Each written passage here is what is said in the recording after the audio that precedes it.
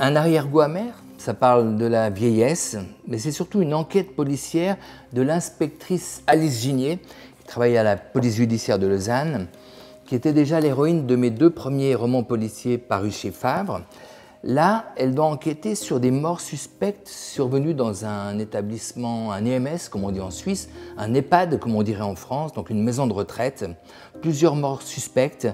Elle n'a pas envie d'entrer dans cet univers-là parce que ça lui fait peur, mais surprise, elle va y découvrir des personnages assez impressionnants, hauts en couleur pour certains, et ça va lui rappeler une phrase que ses parents lui avaient souvent dite, une phrase de Jacques Brel que ses parents adoraient.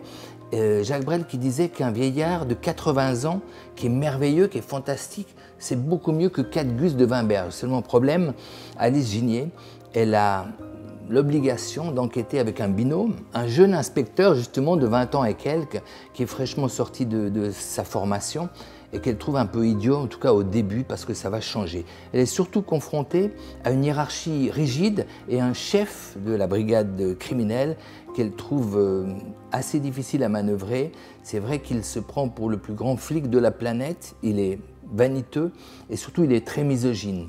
C'est dans ce contexte qu'elle doit essayer de découvrir le pourquoi de ces morts suspectes dans cette EMS. Pourquoi j'ai choisi ce thème-là? C'est tout simplement par expérience personnelle. Ma mère a passé les 4 dernières années de sa vie dans un EMS, elle est décédée il y a 2 ans, et le fait d'aller la voir régulièrement en visite m'a permis d'entrer en contact avec un certain nombre de personnages qui m'ont impressionné, qui m'ont surtout rappelé que la vie a plus d'imagination que nous qui voulons la recréer pour nos livres. Et je crois qu'il y a dans cet arrière-goût amer, il y a de la fiction certes, mais pas que. Donc je vous souhaite une bonne lecture.